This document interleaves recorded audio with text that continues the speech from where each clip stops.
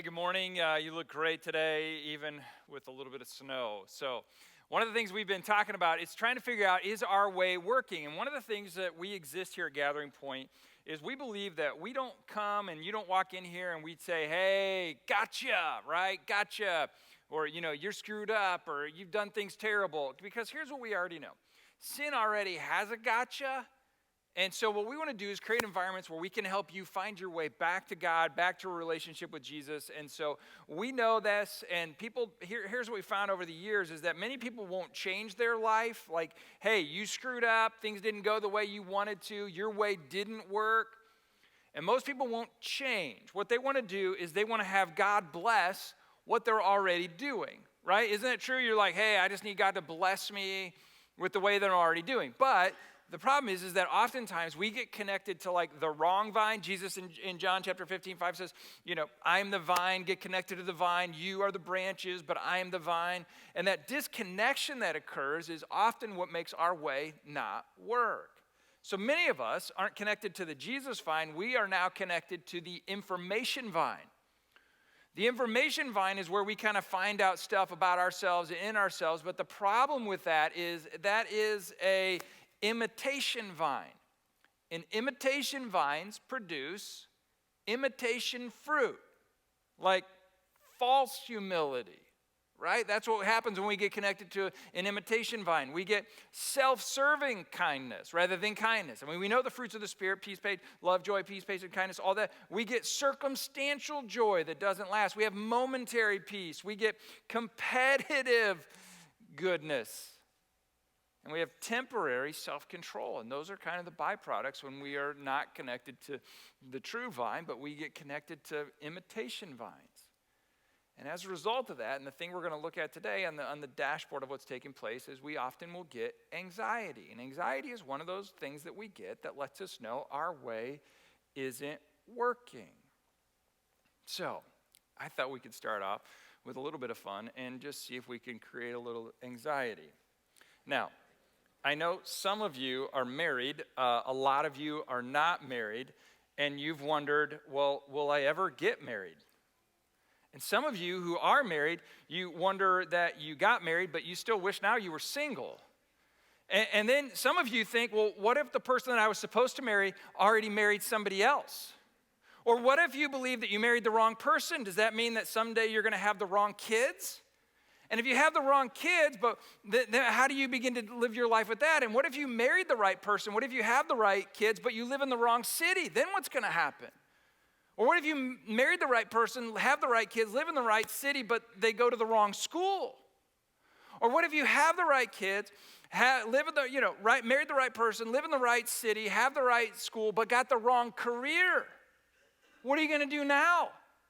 Because now you have to pay for your mortgage, and you have to pay for your food, and you can't quit now. What are you supposed to do? You got a kid, you got a spouse, and you got cars, you have student loans, you have a coffee habit that's pretty expensive.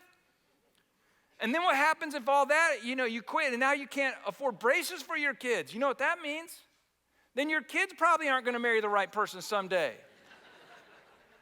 And then eventually you're going to have the wrong grandkids. And that is an awkward conversation to have with grandkids. But you can't think of any of that right now because you shouldn't have even come to church, because you should be replying to emails and messages because you're so behind on work. And what about your retirement plan? And if you should be a millionaire by now if you haven't spent all that money on coffee, but by now it's too late. So you might as well just get a venti with a double shot because you're going to need it because you're going to be working for the rest of your life. So how's that working for you? How's your way working? One of the most predictable emotions that surfaces when we're not connected to the vine is anxiety. Typical symptoms of anxiety, not like you need to know, but typical symptoms are fear, nervousness, irritability, sleeplessness, the feeling of being overwhelmed, and it can go on from there. Breathing difficulties, chest pains, concentration problems, digestive issues, headaches, insomnia, muscle tension, and low energy. Anxiety can also cause memory loss, forgetfulness, insomnia, muscle tension, forgetfulness. And anxiety can have a very strong effect on other emotions like agitation, anger, annoyance, and it can make you feel moody, lonely, sad, and depressed. For some people, I actually worked with someone like this for a while. They didn't have some of those symptoms. What they had were a lot of migraines, hypertension, and high blood pressure as a result of it, because anxiety can cause those things. It can also cause weight gain, can cause weight loss, it can cause body odor, hair loss, it can cause, high blood pressure, it can cause excessive armpit sweating as it begins to go. The long list of anxiety can include ringing in your ears. It can have a sensitivity to sound and smell. It can literally leave a bad taste in your mouth. But the point of all this is that when the anxiety alert goes off, when you're looking at the dashboard of your life and the anxiety light comes on, what you need to know is you better not ignore that light. You better not ignore that. We have a staff person here who remain anonymous, but when their check engine light comes on, they just put a little piece of tape over it so you can't see it.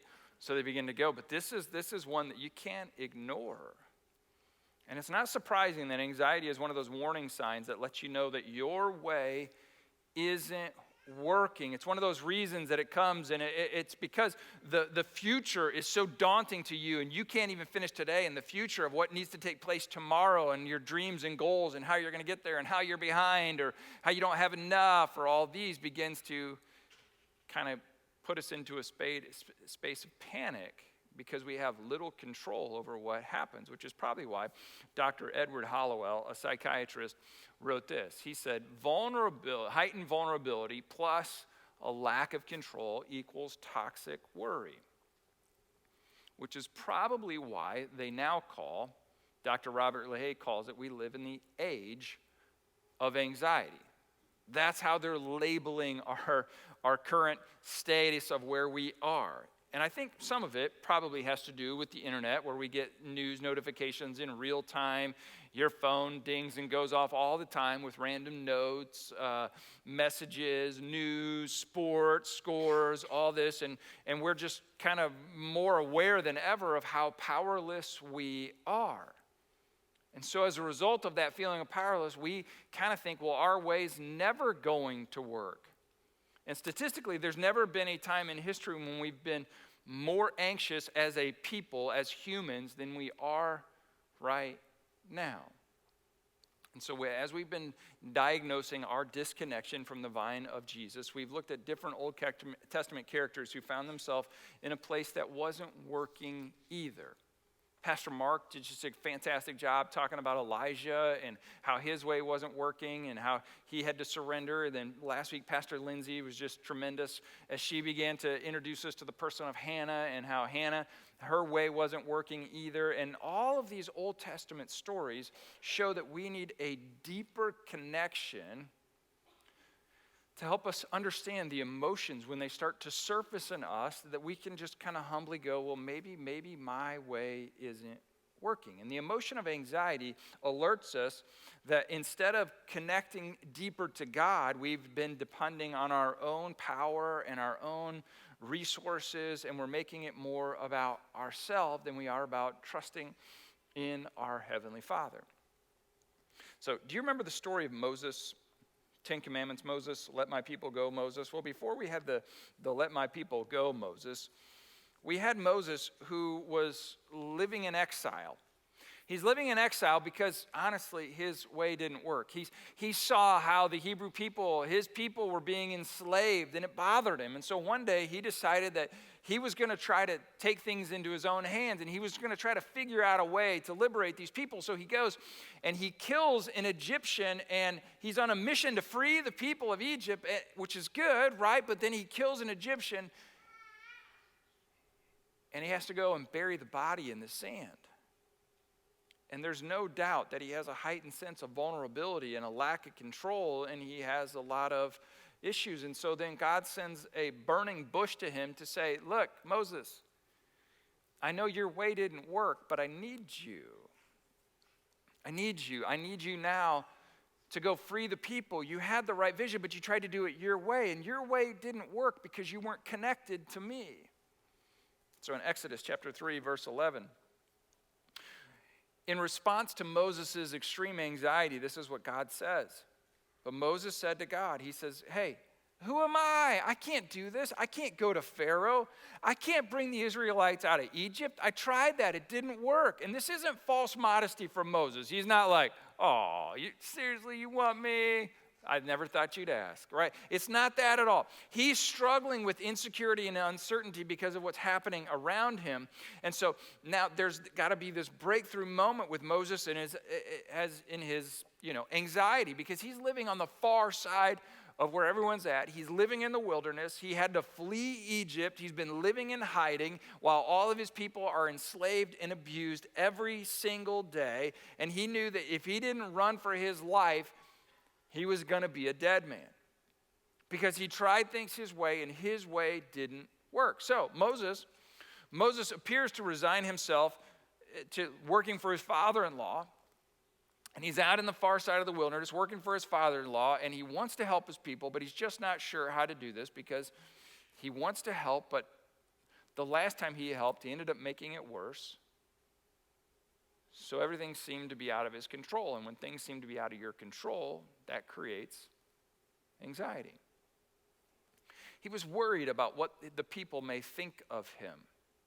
And he begins to ask God a long set of questions. And anxiety produces these questions, a long set of what-if questions. So in chapter 3, verse 13, Moses said to God, well, let's suppose I go to the Israelites and say to them, let's say I do this. What do I say to them? The God of your fathers has sent me to you? And what if they ask me, well, what's your God's name? Then what am I supposed to tell them? And God said to Moses, well, tell them, I am who I am. Oh, yeah, that's a good idea. This is what you are to say to the Israelites. The I am has sent me to you.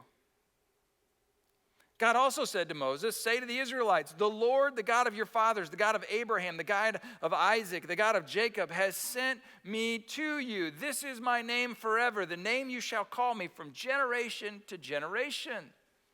And then later on, when we get to chapter 4, verse 1, Moses answered, what if they do not believe me? You could just, his anxiety is just radiating from him. What if they do not believe me or listen to me and say, I don't think the Lord appeared to you. You ate something bad last night and had bad dreams.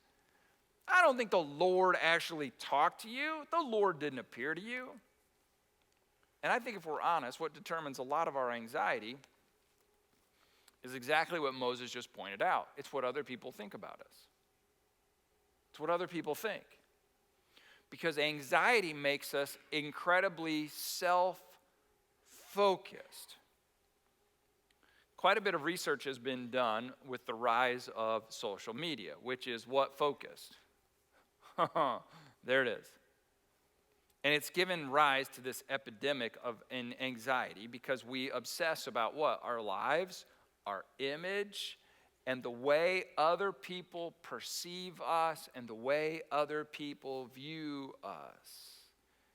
And so for many of us, the last thing that's rolling through our mind before we go to sleep or pass out is what's on the Facebook feed.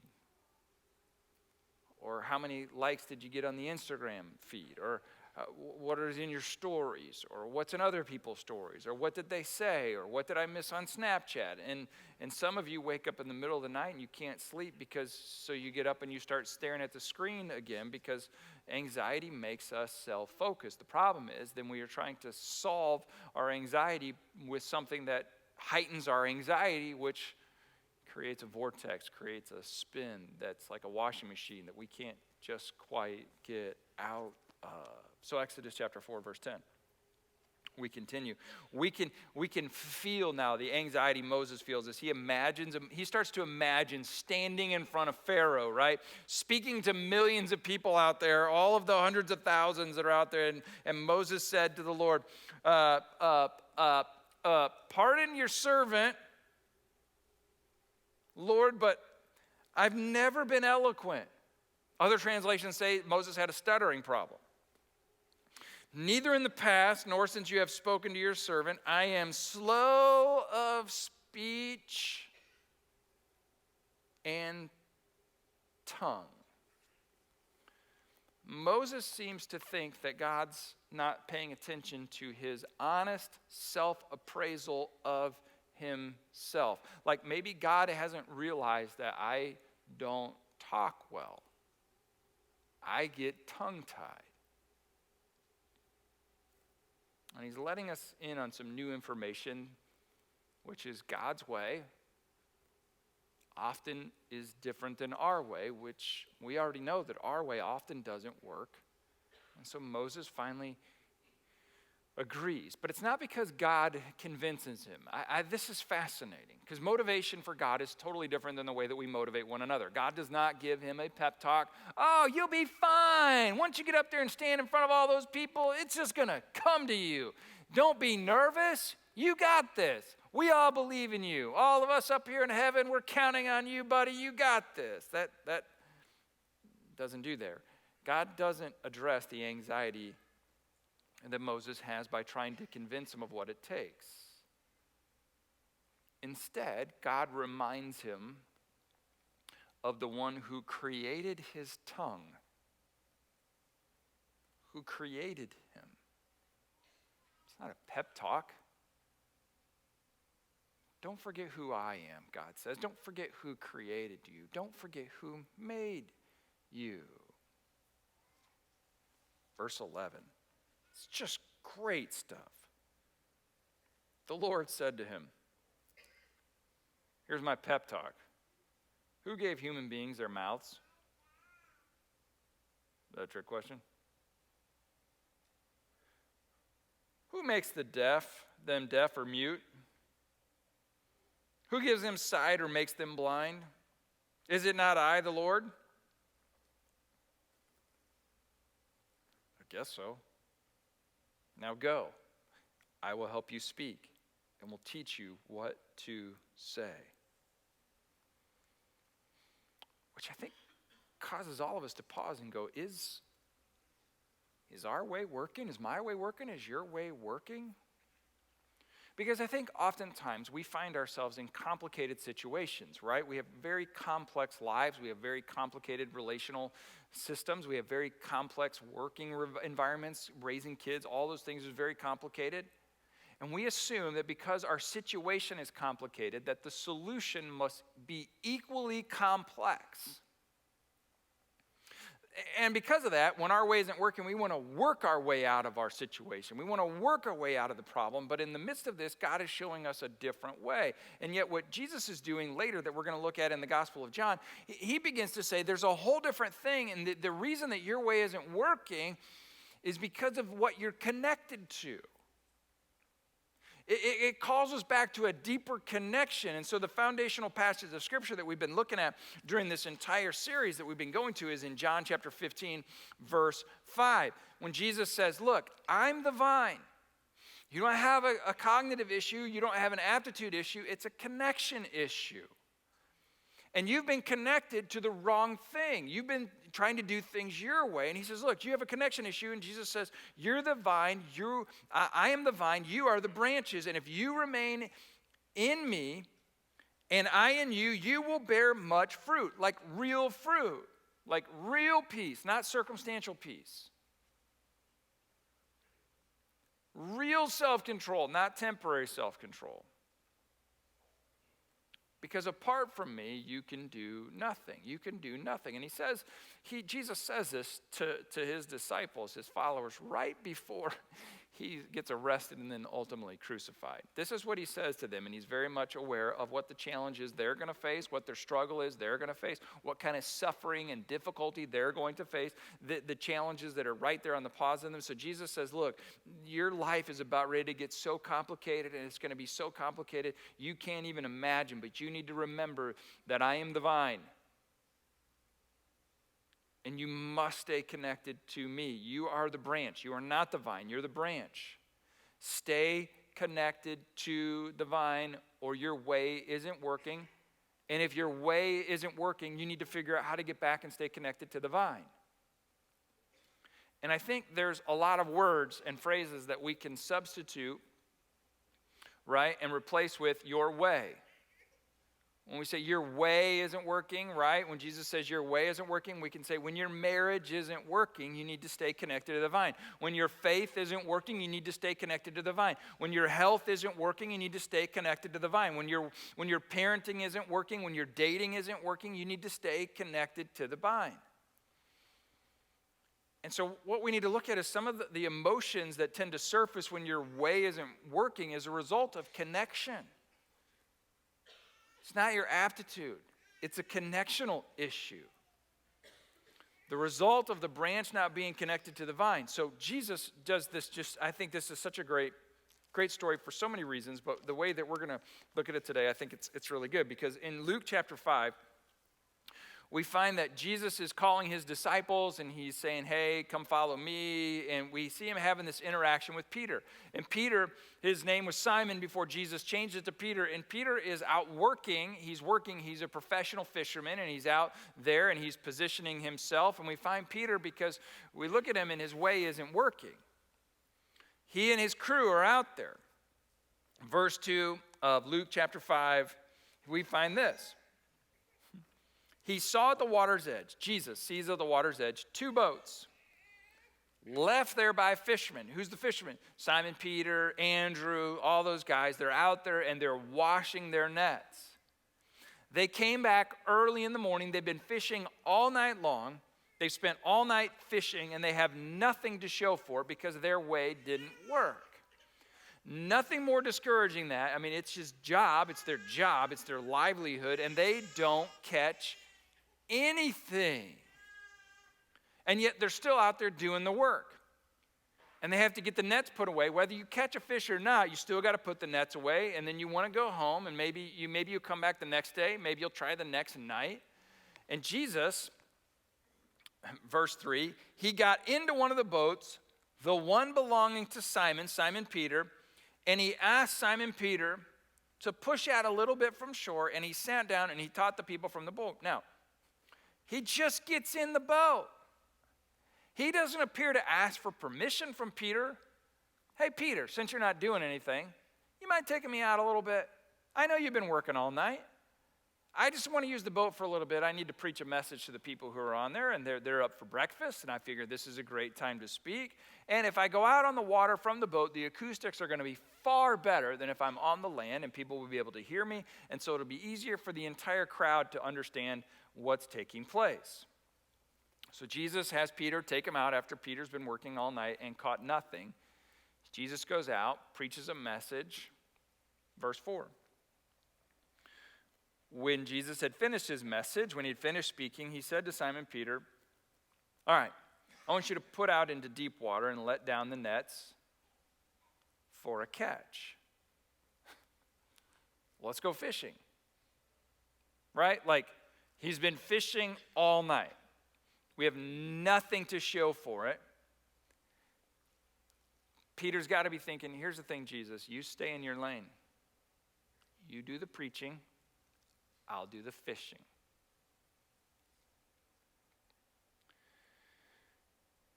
He hadn't slept all night. His job was to fish, and Jesus says, let's go back out and fish.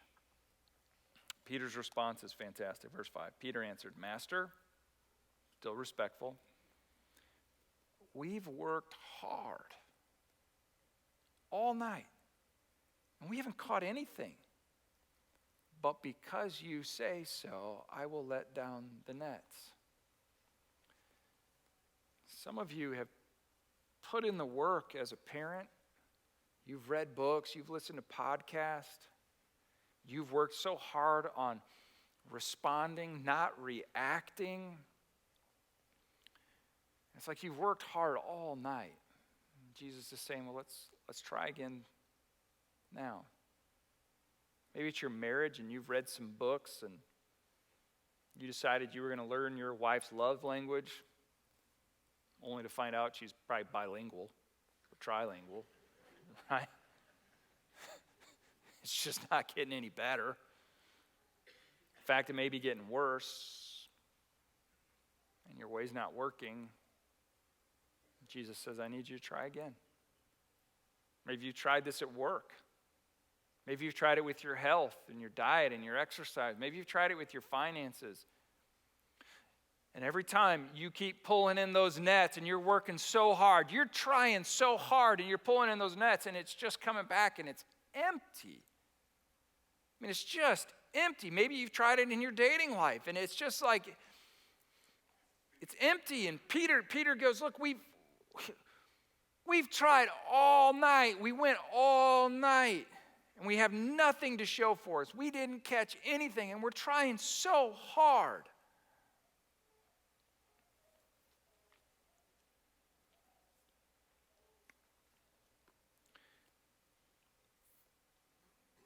It's like sometimes we get stuff fixed.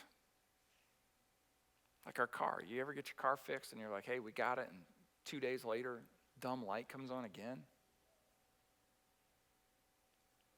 And there's these lights that come on in our life to let us know that our way is not working. And one of those ways is discouragement. It's just a loss of confidence, enthusiasm. You just feel a bit discouraged. I mean, you put in the work. Some of it's fatigue. I mean, you're just tired. I mean, I think about what Pastor Mark said about Elijah under the tree, and he just says, God, I just can't do it anymore. Just take my life. I just can't do it. You've tried doing it your way. Frustration, being upset, being annoyed, especially because you can't figure it out. And anxiety. Whew. All you keep thinking about is how powerless you are about the situation and circumstances. And this discouragement, this fatigue, this frustration, anxiety. And I just have seen these over and over in myself and in others throughout the years. And I think when we get to Peter is tired. He's frustrated. He's discouraged. And Jesus comes out and he says, let's try it again. We just did. Try it again. Peter goes, it's the same lake. It's the same fish, except now it's going to be hot. Jesus goes, yeah, but your way didn't work. I want you to try it my way. Let's go. Let's go out now. It's like he reaches down into each one of us and says, if you feel so discouraged, so fatigued, so defeated, so worn out, so frustrated, and if you're just anxious about all these things you can't control, it's all about connection. Because Moses and Hannah and Elijah, Peter, it's not for a lack of effort. It's just their way didn't work. And Jesus says, let me give you a very clear job description. You're the branch. Let me be the vine. Connect deeply with me. Remember that you were made for more. You were made for a connection with God and with others. You were made for more. So today, as we close, as we always do every week, there's some things that you've just are tired, frustrated, anxious for because you've tried. And maybe the gentle voice of Jesus is just saying to you, I know, put it out again, but this time, stay connected. I understand the complexities of your job. I know about your kids. I know about your parents. I know what the doctor said. But could you put it out one more time? But stay connected to me. And this morning you may want to write down what's going on. You don't have to put your name, and we just want to come alongside and pray with you. You can pin it to the cross. We pick those up. We get an email sometime Sunday night, Monday morning, and we start praying with you over those. Maybe you just need to light a candle saying, God, I've tried it my way. Oh my gosh, have I tried? I've tried. I've podcasted myself to death, God, but for some reason my way's not working. Maybe you just need to light a candle and say, Jesus, I want to stay connected to you. Maybe today you want to take communion, bring it back to your seat and take communion and just say, God, I need to connect with you in a deeper way. Or maybe today you just need to sing or read the words of the song today and just say, God, I just need 5 minutes with you alone today to confess that my way isn't working and I can't figure out why. And I want to try it your way. And if you tell me to go out again and go into the deeper part of the lake, even though I think that's stupid, I'll do it because my way didn't work. And I want to stay connected to you because I'm tired of the frustration, the anxiety, the discouragement. And I just want to spend time with you, Jesus. So can I pray with you? And then this is your moment, your time. Jesus, today we all experience life and it's so complicated and we're so self-focused. All of us wonder, how are we doing? Are we winning? Are we losing? We don't know. But it's like on the dashboard of our lives, we keep having these lights pop up that say, hey, this isn't, you shouldn't be this frustrated. You shouldn't be this upset. You shouldn't be this discouraged. You shouldn't. It's just over and over. And God, we just want to confess that maybe it's because our way's not working. And you want us to stay connected. It's not that we're fishing's wrong. It's we're just fishing not connected. It's not that being a parent or work is wrong. It's just we're just not connected, which means we're trying to do it our way, and our way just doesn't work. Jesus, you told us apart from you, we can do nothing. So would you help us to remind that we're the vine, we're the branch, and we just need to get connected to the vine. It's in your name we pray. Amen. You're free to respond. Thanks for joining us today. Perhaps it was your first time. Be sure to text GP Guest to 97000. We hope to see you soon.